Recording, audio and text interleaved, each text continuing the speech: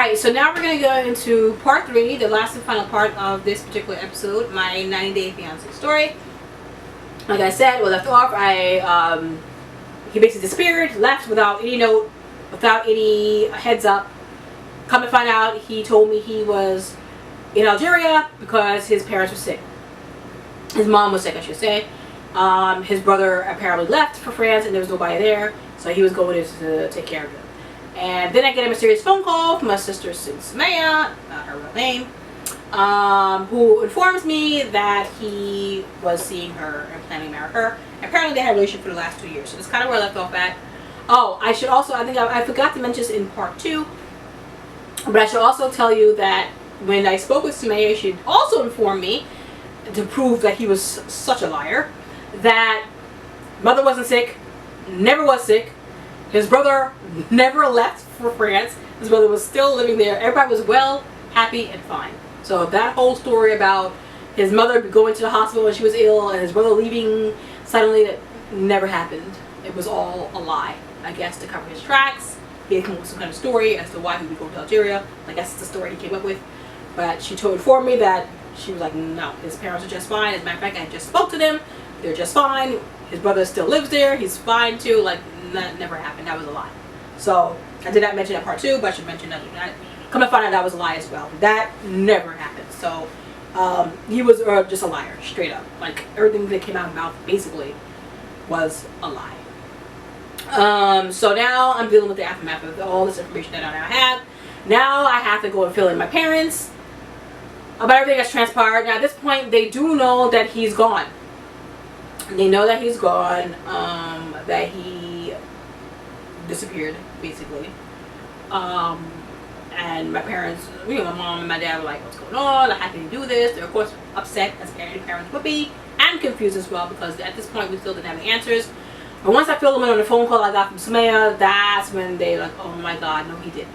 And of course, this made them understandably more upset and hurt by everything, because they always treated him with such kindness and welcoming and things like that. So of course, they were very hurt and very confused by the whole thing. But I did fill them in on the whole conversation I had with Sumaya and let them know what was going on. And like me, they also started putting some pieces together. Between the three of us, we all started putting pieces together, figuring things out about how much of a liar he was and how a lot of what he had been telling us previously turned out to not be true. So, I, of course, was devastated. Mind you, like I said, this is all transpiring in Ramadan. So, I was very confused, very hurt. I was like, I can't believe this is happening to me again. And like my previous divorce, once again, I didn't have a heads up. Like, that happened to me again. I can't believe I'm going through something similar in the sense that I didn't have a heads up again. Once again, I was ambushed, you know? So I was really angry about that. That I didn't get a chance to just have my piece or say my piece or defend myself or whatever, you know, closure. I didn't get that closure that I wanted. What I had done at this point, now I was staying back and forth between my apartment and my parents' at this point. I just needed to be out of the apartment for a little bit. So I was spending a lot of time in my parents' apartment. I'm at my parents' house. And remember, it was Ramadan, so I would go with them to the masjid. We would go to Tawari and Iftar, so I was doing that a lot. It was just easier to stay the night at my parents' house and do it because I can do it with them. So I was splitting my time between my place and my parents' house just to kind of help clear my head. I remember when I did go back to my apartment, first, one of the things I did, before I get to that, one of the things I did do was I did reach out to his brother. Now, I did not mention this in part 1 or 2, but he did have, does have a brother that lives right here in Brooklyn, in New York. So he does have a brother that's here, his brother. Remember, he said he has 2 brothers. So one of them, during the course of marriage, he wound up winning the green card lottery in Algeria, and he actually wound up coming into the States. So his brother was here. So I'm like, you know what? Let me just call his brother. I just want to know if his brother had any inkling. Did he know anything that his brother was going to be doing? Because I felt like if you're going to do something of this magnitude, like plan on leaving your wife or divorcing your wife, and definitely if you plan on taking one another, you're going to tell somebody about that. And that kind of thing you would keep to yourself. Like, you would tell somebody, whether it be your sibling or your parent or your friend. You're going to tell somebody about your plans. So I thought maybe you would tell him, right? So I reached out to his brother. I texted him, actually. So yeah, I reached out to his brother who was here, who lived here, and I'm like, hey, do you know what he did? You know, your brother left me, and apparently he has been having a relationship and seeing this other sister behind my back for the last 2 years. Her name is Samaya. Did he ever mention it to you? Did he ever mention pursuing marriage with another sister, that for the last 2 years he was seeing her? And I told him I found out because she actually called me and told me out of her own mouth. And then I proceeded to send him the pictures that Samaya has sent me. So the same pictures Samaya sent me, I sent to his brother, to prove to him that I wasn't making this up, that I have evidence proving that your brother was basically cheating on me. So I texted that to him as well with my message. He didn't get back to me right away. He got back to me, I want to say a day or two later, and he was like, what's going on? I had no idea. I can't believe he'd do something like this. What happened? What's going on? Maybe I should reach out to him. I think you guys should work this out. I'm sure you could fix this. I don't know what he did, but you know what? I feel like you guys need to talk to each other and just work this out and figure this out. There's got to be a reason for it. And I say acted because I don't know if it's true or not. But he was like, seemed from his message surprised, shocked, had no knowledge ahead of time that any of this was transpiring. Whether that's true or not, only Allah knows. He swore he didn't know anything about it. So I left him a series of like voicemail messages too, because I didn't feel like texting or anything else. So I left these voice recording messages that I sent like 3 of them to him. I was like, I don't want to work anything out with your brother. I'm not interested in working things out. I'm already moving on. It's done. There's nothing to be worked out. Your brother is a liar and he's a cheater. And I said, I don't know if he told you or not. I don't know. That's between you and him. Only you guys know the truth. So whether he told you or not, didn't tell you, at this point, it doesn't even make a difference. I know the truth. I know what happened. He's a liar and a cheat. He's been lying to me apparently probably since the day he got off the plane. And I want nothing else to do with him. I told him, he made it clear that he is, a liar. And I want no parts of that. I'm done. So I left him a series of voicemail messages to his brother telling him everything that transpired. And that I said, I told him straight up, I said, listen, he better not even think about coming back to his apartment. I said, if I see him outside, or if I see you outside, if I see him, anybody associated with him coming by, I am calling the police and I will have you arrested. So I said, do not even tell him, you can pass this message along to him, please. So I figured they probably were in contact with each other. I said, please pass all this message to him. Do not even think about coming back, because I will be calling the cops if you come back. And also tell him that anything he left behind, I will be putting in garbage bags and taking it to the curb. It's now going to be with the sanitation department. And I kind of ended the message there. So I know he must have had a lot to tell him. For the record, no, he never did come back. Or at all to this day. And I kept my promise. Anything he left behind, he actually wound up leaving behind a lot of stuff. It was crazy. The only thing he took with him was his laptop. Of course, his phone. If he took clothes, it had to be very few clothes. He must have had a small bag with him too. It wasn't, because his big suitcase was still here. So whatever he took with him, it was a small bag he must have gotten. A few baby items of clothing. I noticed like his sneakers were gone, things like that. He took a couple pairs of sneakers that he had, his laptop, and that was it. Like everything else was still here. The rest of his clothes were still here. Like a lot of his little knickknacks, bungs were all here. So that kind of led me to believe that he probably was planning on coming back. What story he was going to come back with, Allahu Alam, only Allah knows. But since he left so many things behind, that kind of tells me that he probably was going to come back at some point. What he was planning on doing when he got back, I don't know. I don't know if he was going to say, oh, guess what, I'm trying to divorce you. Who knows? But I kind of feel like he was going to come back at some point, because he literally left everything else behind. So I kindly packed up all of the belongings he did leave behind. Anything that belonged to him that was left behind in black garbage bags, I took it to the curb and I threw it out. So I didn't want any traces of him left behind. I didn't want any remnants of him left behind. I wanted to delete and erase any hint that he ever was here to begin with. And that's what I did. I literally went through everything and just got rid of anything that showed that he even existed in the first place. Because in my mind, he no longer existed. So I wanted any evidence proving that he existed to be gone. So I really purged my apartment of anything that belonged to him at some point, or he had, to kind of really delete him and erase him. He never existed. That's really what I was going with. Like, boop, never happened, never existed in the first place. He's officially poof, gone. So I will say, we did wind up getting an Islamic divorce. Since at that point, I didn't know where he was, and I didn't care. I didn't know if he had left France, because it didn't work out with the other sister. So I don't know if he had left France and really did go to Algeria at some point. I didn't know if he had left Algeria, if he was there and came back to the States. I didn't know where he was. I didn't care where he was. But I knew I wanted out, and I knew we had to definitely start with divorce. Like, first and foremost, I wanted to get the Islamic divorce done, so I know I was free and clear of him. My parents helped me out with that. They did speak to a few students of knowledge and to find out what we would need to do to go about that. They actually said it was really easy and simple. All he needed really to do is to just pronounce divorce on you, and you'll be free and clear. He could even do it through the phone. He could do it through email. He could do it any way he wanted, so long as it was official and he, you know. So that's what he did. He actually sent me an email. He did through email that he was pronouncing divorce. He said his name. The date was on there. My name was there, so that it was official. I guess if I needed to print it up or something, I would have it. And he did pronounce divorce, and it was done. So again, that was 3 years ago.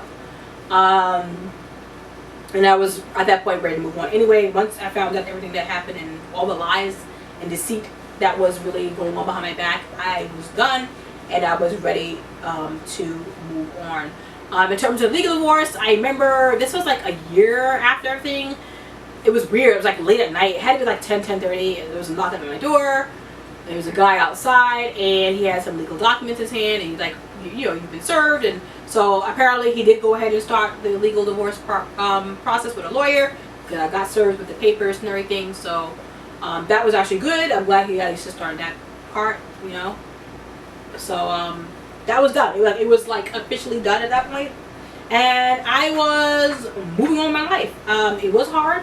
I'm not gonna sit here and tell you it was easy, because it was hard, because I had, unlike the first marriage, I was emotionally invested in this marriage, and I truly did love him. With the first marriage, I kind of say I really wasn't invested in it emotionally, and I was kind of like, again, if you go back and watch the episode, the second vlog where I talk about my divorce, you'll see for yourself, where I told you that I didn't really even like him. So, whereas with this marriage, I loved him. We did have a lot in common. We got along, at least in the beginning. I don't want to paint a picture like the entire marriage was bad from beginning to end, because it wasn't. We actually traveled a lot. We went places. We went to Disney together as a family. Like, we did things. He was a lot of fun to be around. I remember we went on vacation with my parents and my family in the Poconos. Like, we went to that huge house where everybody stood together. Like, we had fun. Like, he was a fun person to be around. And I loved that about him. I loved that he was spontaneous. He was very spontaneous. He would literally just do something spur of the moment, and I love that about him. I like that. He was adventurous. He was never afraid to try and explore some place or something new. I like that about him. So we really had some really great times, and that's why I was so shocked to find out that all this stuff was transpiring during the course of the marriage. You know, like, he was doing all this behind my back, because we were, you know, we had such great times together, a lot of memories we had built together and things like that. So this was more difficult emotionally than the first divorce, because I was emotionally invested in this marriage. I did love him. We had built a life together. It was a 6-year marriage, whereas my first marriage was only 2 years. So, you know, like, it was just different, you know. So that it was harder emotionally to pick up the pieces and move on. Alhamdulillah, I'm glad we didn't have any children together. So the good thing with this marriage, it was something to tie me to him. Once I'm divorced, I'm free and clear of him. I never have to see or talk to him again. So that's a positive. We did not have any children together, and I think Allah was protecting me from that this time around, and I'm grateful for that. But again, because I had more invested in the marriage emotionally, it was harder in that respect to really move on and say, wow, I'm really officially now, like, over it. And it was a struggle. It was a real struggle. I had good days and bad days. I never cried, I don't think, so more in my life than I did during this period. It was hard, and then a lot of people didn't know. I didn't want to tell anybody. It was literally my immediate family and like one friend, very close friend who we even knew. I did not make it like a public thing. I didn't make it like go around and tell people about it, because, you know, when you go through a divorce, you just feel a lot of embarrassment, like I did the first time. Even like, you feel embarrassed. You feel like a failure. Like, I feel, and in my case, I failed again. This is not the first time. This is like now second time. And I remember thinking, like, oh my God, now I have 2 divorces under my belt. Like, oh my God, I never wanted to be that girl that had multiple failed marriages, you know. I did not come from a broken home. I did not come from a divorced family. Like, my parents were married for over 45 years. Like, so, you know, so like, it was just all these things, you know, go through your head. Like, you know, you just have the shame that you feel when you go through something like that. So it took me a little while to kind of get past that and get over that. And I did have help, like I said in my last vlog, like having that family support is so important when you go through something like this. You really do get the family support, and I did have that. In this case, like the last time, it was better because at least I was living in my parents' house, so I was living on my own, so that was actually good. But I did have that family support, which was great. I had a great friend to support. I don't think I could have gotten through without her. Just giving me advice and advising me and holding my hand, and you know, like you need that when you're going through something like this. And I had that, and I'm very grateful for it, and I'll always be grateful for that. I know a lot of you probably wondering, have the question, would I ever marry so from Algeria again? The answer to that is no. I will never marry someone from Algeria again. Again, no disrespect to anybody who's Algerian or Algerian people. It's just, I just can't. Like, to me, I feel like that would make the same mistake again. And I'm not saying all Algerians are like that, but I'm just not the kind of person who tends to repeat mistakes like that. I'm going to make all new mistakes. But if once I have that experience, like, I'm done. I had that experience already. I don't need to have it again. So no, the answer is no. I would never marry an Algerian again. I mean, honestly, I would never marry another foreigner again. So it doesn't even matter if the person is Algerian. I'm talking about anybody who's not from the United States. I will never marry another foreigner again. Like, I've learned my lesson from that. I won't be bringing anybody else to the United States on a K-1 visa or any other visa for that matter. I will definitely won't be marrying a foreigner again. That was something that I learned from, and I won't be repeating that mistake. So no, I won't be marrying anybody from Algeria or anywhere else that is outside of the United States. Definitely no. Again, not to knock anybody who is going to be doing it. If that's something you want to do, go for it. I will say though, having experienced that, I will caution any sister who is, just be careful with that. I wouldn't tell someone not to do it. I would just say be careful and think it through thoroughly before going down that road. Try to get to know the person as well as you can. I mean, in my case, I thought I did, because the whole process took a year. So we did get to know each other for a whole year in terms of, you know, talking. But at the same time, since he wasn't in the same country as me, you know, we didn't have that one-on-one getting to know each other, like, in the same space. Like, he was too far away. We had that one visit when I went to Algeria, and that was it. We weren't going out together. And, you know, when you interact with someone on a regular basis, that's when you start seeing their true behavior, their true nature, what their personality is really like. And obviously, we couldn't do that living in two different parts of the world. So keep that in mind if this is something you think about pursuing, because you will not be able to do that. And if we don't do that, you could wind up getting something that you don't want. Because you didn't have that time to really get to know him beforehand, you won't be able to pick up on any red flags, you know, until after the fact, you know, and now you're already married. So I would just caution any sister to think it through very carefully before doing that. And of course, you do have the ones that sometimes do just want to come for a green card. That wasn't the case in my case. Like I said, that definitely wasn't his case, because again, the plan was for him to move to France. So he really didn't care if he stayed in the United States or not. That never was his goal. It wasn't the end game. What his end game was, honestly, to say, I don't know. Since he's kept, I don't know what the plan was. I really don't. I don't know if his plan was to have a wife in America and then still have wives in other parts of the world. I don't know. I really don't know what his end game was, and he's never revealed it to this day. So that's going to have to go unanswered, I'm afraid. But I just, like I said, I would caution your sister who's thinking about marrying someone who's not from here. Think it through carefully and be careful with that. I would personally never do it again, and I don't know if I could, in good conscience, advise anyone else to do it again. You know, but no, I won't be marrying any foreigners going forward. Yes, I do want to get remarried. I have no problem with getting remarried. It's been 3 years now. I definitely have been. I'm on the market. I have been on the market. I have been looking, things like that. I will go into that more in another vlog. In a future vlog, I'll go into more about that. But yes, I have been actively looking and pursuing people. So yeah, I'm not soured on the whole notion of marriage. I am not. I would like to get married again, and do plan on getting married again, inshallah. So like I said, I just won't be marrying anybody who's not from the United States. Like, I want to make that crystal clear. Like, whoever it is, he definitely most likely would have to be from right here and living and working right here in the U.S. But yeah, that's basically how everything went down. Like I said, it was not easy, but I made it through. I got through it, and if I got through it, I think anybody can. And I got through it twice. Even though both were very different scenarios and situations, I made it through. And again, if you are going through something like that, and a divorce is never an easy thing, especially if there's children involved, you can get through it. Like I said, have that support though. You need either a very close friend, family, have that support. You're going to need that to get through this. And the light is there at the end of the tunnel. I know it doesn't seem like it when you're going through it, but trust me, it is. And don't forget Allah. Remember Allah throughout the entire thing. Increase your salah, increase your dua. Draw closer to him, because the shaitan will come to you when you're at your most vulnerable and when you're at your weakest. I'm telling you for a fact, he will come to you. And you cannot let him get to you. So don't ever stop praying. Don't ever stop making dua. If anything, you should be increasing in those things and get close to Allah as a protection from shaitan, because he will definitely come to you. He knows you're weak. He knows you're vulnerable. And that's the time he's really going to try you. So don't let him.